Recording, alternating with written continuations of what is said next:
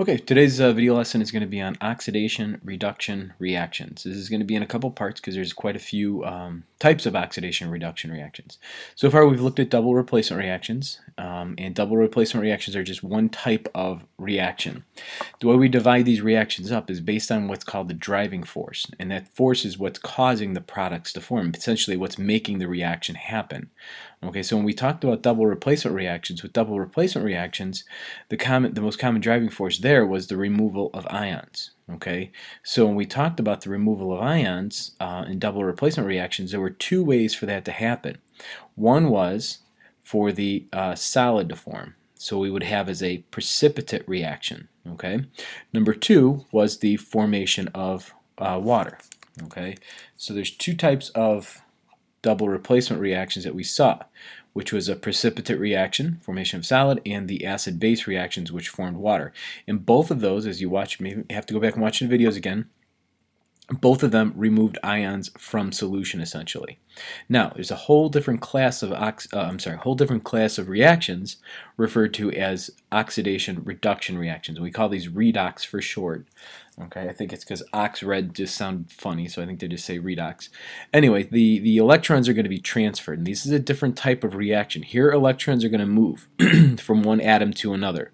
Okay, and when we look at these, and I'll talk more about this electron transfer in just a little bit, there's four different types of oxidation reduction reactions or redox reactions. There's what's called a single replacement, there's decomposition, synthesis, and combustion reactions. I'm going to talk about these in three different videos. I'll talk about single replacement, and then I'll talk about synthesis, decomposition together because they kind of go hand in hand, and then combustion reactions are our final reactions, and that will be pretty much the end of this unit. Okay, so what's going on in oxidation reduction, or what's called redox reaction? Well, two things are happening. One is the process of oxidation. Oxidation is when we lose electrons. Reduction is the process of gaining electrons. Okay, now if you'd like to, have something to help you remember this, you could think of something like, let's put it over here. It's called oil rig. Oil rig. An oil rig is going to help you to remember that oxidation, okay, is loss. Okay, reduction is gain. So that might help you remember oxidation reduction. So it would be oil rig. Another way to remember that is Leo. Another way to do this would be, let's do it up and down. Leo says Ger. Okay, so this might be another way to help you remember oxidation reduction. So oil rig or Leo says Ger. So this would be loss of electrons would be oxidation, and the other one would obviously be gain of electrons, and that would be reduction.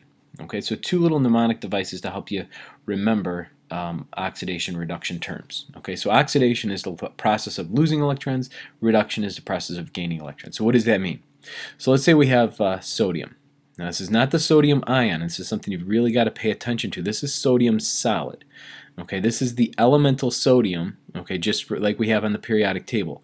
Protons are equal to 11, and our electrons are equal to 11, so it's neutral.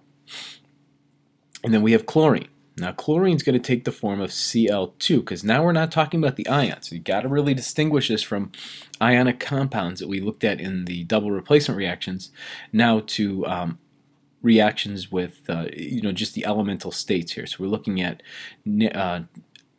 pure chlorine gas, okay, and pure sodium metal. And the electrons here would be equal to 17. Okay. Now what's going to happen is sodium has an extra electron. So let's just use a dot here to represent the electron.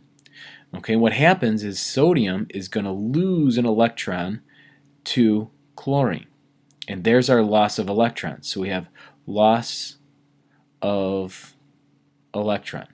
That would be what sodium is doing. So what's happening over here, chlorine is gaining the electron. So it gains the electron. And this is what's referred to as an oxidation-reduction reaction. Sodium has undergone oxidation because it lost an electron. Oops, oxidation. While the chlorine has undergone reduction. Right, it's undergone. Now here's one way I remember this. Now these oil rig and Leo Says-Gur is a fine way to do it. To me, the best way to understand this is that reduction is what's happening to the charge. Now, what's the charge on sodium right now? Charge is 0. Okay, so the charge on elemental sodium is 0, so it's a 0 charge. What's the charge on chlorine? It's 0. After it loses the electron, what's happening to the charge of the chlorine? Chlorine is now becoming a chloride ion. Don't worry about the dropping of the 2, but what's going to happen is this bond is going to split, and you're going to get 2 chloride ions out of this. Okay, but the idea is that one of those chlorine molecules is taking an electron from the sodium. All right, and I'll show you, draw this out a little bit more in just a second. But we get a negative charge. What happened is the charge is reduced, and that's where that term reduction comes from. Okay, oxidation is over here. It comes from the sodium becoming positively charged. So now, after the loss of electrons, what we end up with is we go from a neutral to now charged particles, and then what happens is these attract each other, right, because they're positively negatively charged, and what you end up with is a sodium ion bonded to a chloride ion, and we call that sodium chloride. Now in here, in this compound, remember this is now a compound, these are elements, this is where we have our ionic compound. Right? We have an ionic compound now. So what we have in here are 2 ions made up. So what we're talking about now is where does that ionic compound come from that we were using in those double replacement reactions? Well, it comes from the fact that when sodium comes near chlorine, it will lose, one's going to lose an electron, the other's going to gain this. So what would this look like? So if we were to write this out, what we would have is we would have sodium solid, not aqueous anymore. We're going to have sodium solid, and we're going to react this with chlorine gas. And what happens is we end up with sodium chloride ionic compound. We're going to put a solid here because there's no water. There's no water in here, so we're not going to have anything dissolved. This isn't like a double replacement. This is something different.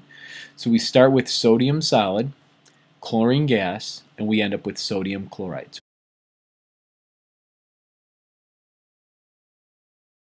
Reaction with sodium and chlorine. This is too dangerous to do in class because the chlorine gas is very poisonous and I can't really generate this gas and work with it. But I will show you the reaction. Okay, what's in this container here in the flask is chlorine gas. So you can see that pale green color is chlorine gas, and what they're dropping in here is a piece of sodium metal. Now the sodium metal doesn't react right away with the water, or I'm sorry, with the chlorine, because it's not hot enough. It has to be at a certain temperature. So what the chemist is going to do is she's going to drop some water on top of the sodium. What's going to happen is it's going to generate heat, and you're going to see the violent reaction between sodium and chlorine gas. So watch, you can see it starts to boom, and there's your formation of sodium chloride. And what that's happening there is the electrons are being removed from the sodium and going into the chlorine, and as it does that, it releases tremendous amounts of energy as the sodium and the chloride come together. So in the container afterwards, they would have a lot of sodium and chlorine. Okay, so that's what's going on. So they took a solid piece of sodium, chlorine gas, and they end up with sodium chloride at the end. Now, of course, just like for all of our other reactions, we have to balance this. We have to put a 2 in front of here to balance the chlorine. We have to put a 2 in front of here to balance the sodium. So what happened was that sodium had the electron, it lost the electron to chlorine, and that chlorine, actually, first of all, let's back it up here. I probably should have said this first. You have the chlorine, okay, bonded together in a molecule of Cl2, right? And that's what this means. So I have one sodium atom. Well, an electron is going to go to the chlorine, and what it does is it becomes negatively charged. So this bond in here is going to break. Okay, it breaks this bond, and you get a chlorine ion. Now I'm supposed to get 2 chlorine ions. I need another ion over here, so therefore I need another sodium with another one of those electrons to be transferred to the other chlorine to make it negative. And so therefore I need 2 sodiums, and I need 1 chlorine molecule that breaks up into 2 ions of chlorine that then come together and bond with this and bonds with this, and you end up with the reaction. So this is the reaction for sodium chloride formation, which is based on the transferring of electrons. Okay? All right, so what do you need to know out of all this? You need to be able to identify, based on a balanced equation, which substance is undergoing oxidation and which one is undergoing reduction. Remember, reduction is the one that will have a charge that's getting lower. So, elements are, have a charge of 0. Have a charge equal to 0. So all of our elements are going to have a charge equal to 0. Okay, ions are going to have charges to whatever, based on, so if it's an ionic compound, just to figure out what the charges are. So ionic compounds, determine the charge based on the ions. Determine the charge based on the ions.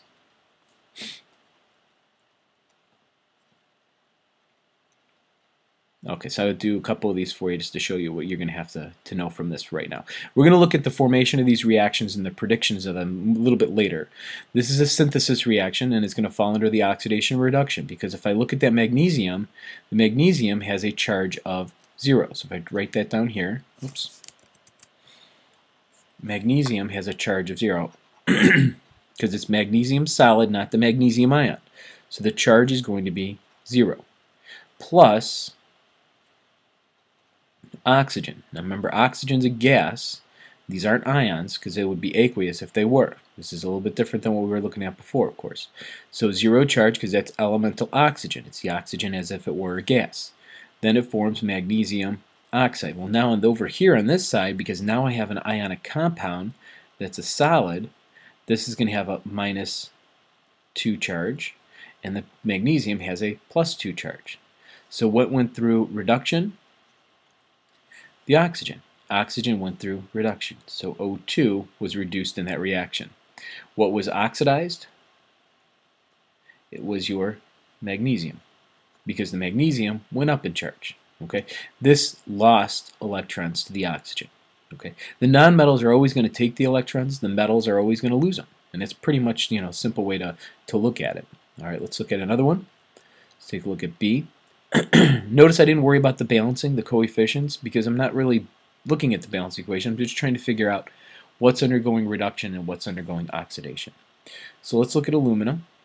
Aluminum solid plus Fe2O3, which would be iron 3 oxide solid, and that forms iron solid and aluminum oxide, another solid.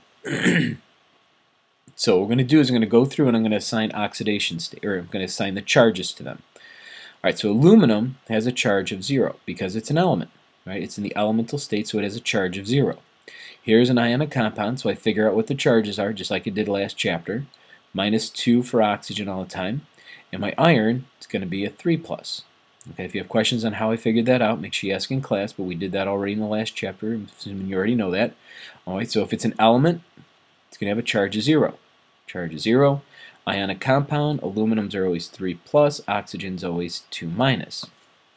So if I'm going to try to figure out what's going through oxidation and reduction, right, what I need to do is I need to determine what's losing and what's gaining electrons. So aluminum goes from a 0 charge to a +3. So in order for it to go from 0 to +3, what would it have to do? It's going to have to have lost electrons because its charge is going up. To be honest, what I like to do is I like to look for the one that has the charge going down, because 3+ going to 0, that's going to be a reduction. So iron oxide compound is undergoing reduction. Okay, so this compound is changing.